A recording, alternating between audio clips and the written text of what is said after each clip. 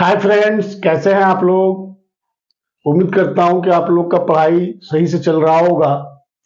आइए, आज मैं आप लोगों के बीच पुनः नया वीडियो नया एक्ट के साथ उपस्थित हूं। आज का जो एक्ट है वो है चार्टर एक्ट ऑफ 1833, 1833 ईस्वी का चार्टर एक्ट। हम लोग देखेंगे कि इस वीडियो में एग्जामिनेशन पॉइंट ऑफ व्यू से क्या क्या चीजें हम लोगों के लिए खास महत्व रखता है और किन किन चीजों को हम लोगों को ध्यान में रखना चाहिए। दोस्तों, आइए बिना समय गवाए हम लोग शुरू करते हैं। आप स्क्रीन पे देख रहे होंगे चार्टर एक्ट ऑफ 1833। तो चार्टर एक्ट 1833 के तहत due to charter act of 1833 it was the मतलब this act was the final step towards centralization in British India। यूं बोले तो ब्रिटिश इंडिया में इस एक्ट के द्वारा सेंट्रलाइजेशन का फाइनल स्टेप था। अंतिम क्या कह सकते हैं उसको, एक अगर कुल मिलाकर बात किया जाए तो जितनी भी शक्तियां जो अलग अलग भागों में बटी हुई थी वो इस एक्ट के तहत एक व्यक्ति में निहित हो जाती है, एक जगह पे केंद्रित हो जाती है। उसी को हम लोग सेंट्रलाइजेशन कहते हैं। नेक्स्ट पॉइंट आप देख रहे होंगे, इट मेड द मतलब this act, due to this act, as per this act, governor general of Bengal, now known as governor general of India. पहले बंगाल के गवर्नर जनरल जो थे उसको इस एक्ट के तहत गवर्नर जनरल ऑफ इंडिया बोला जाने लगा, मतलब उसके पद का नाम बदल गया।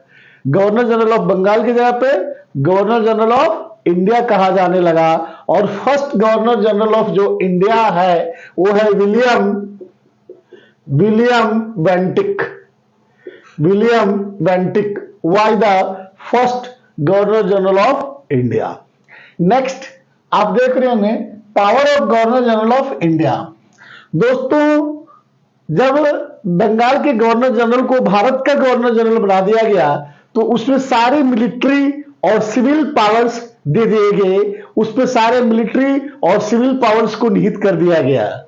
इसके साथ साथ गवर्नर जनरल ऑफ इंडिया में एक्सक्लूसिव लेजिस्लेटिव पावर दिया गया। एक्सक्लूसिव लेजिस्लेटिव पावर से उसको नवाजा गया। किसको?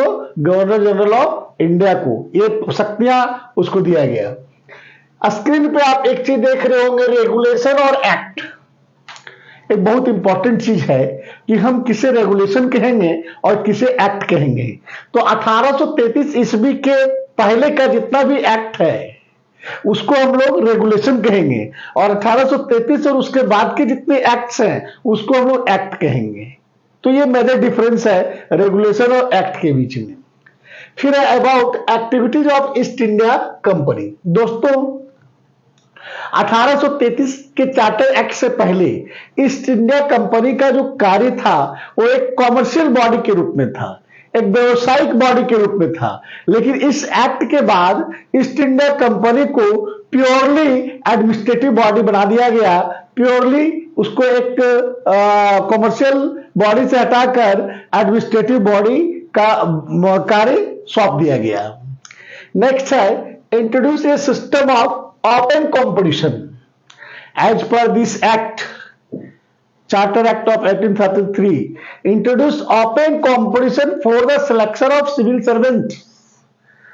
इस एक्ट के तहत सिविल सर्वेंट्स के चयन के लिए एक ओपन कंपटीशन, खुली प्रतियोगिता का आयोजन किया गया। और इसमें कहा गया कि all Indians should not be debarred to hold any post, any office, any place. मतलब किसी भी भारतीय को किसी भी पद पे जाने से, किसी भी ऑफिस में जाने से, किसी भी स्थान को होल्ड करने से उसको रोका नहीं जा सकता है। लेकिन दोस्तों, बोर्ड ऑफ डायरेक्टर के सदस्यों के विरोध के कारण यह लागू नहीं हो पाया। This was not came in implication due to the opposition of board of directors। Board of directors. Board of directors के विरोध के कारण जो ओपन कंपटीशन का आयोजन किया गया वह लागू नहीं हो पाया। Next, it provided that companies territories in India were held by it.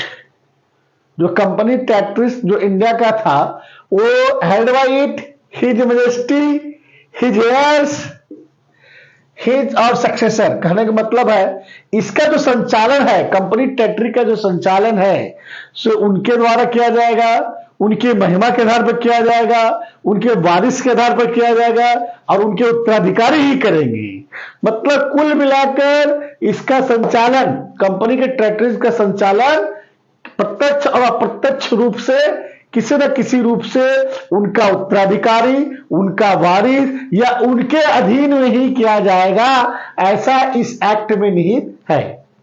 दोस्तों, हॉल एंड सॉल में अगर हम इस एक्ट के बारे में अगर जानना चाहें तो आप देख सकते हैं कि यह एक्ट 3-4 बातों में महत्वपूर्ण रखता है। पहला कि it was the final step towards centralisation of British India, centralisation in British India, केंद्रीकरण हुआ।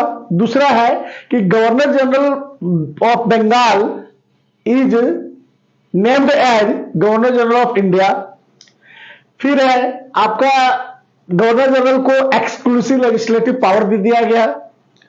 इस एक्ट में यह स्पष्ट किया गया कि रेगुलेशन क्या है और एक्ट क्या है, और ओपन एग्जामिनेशन, ओपन कंपटीशन का आयोजन करना प्रारंभ हुआ।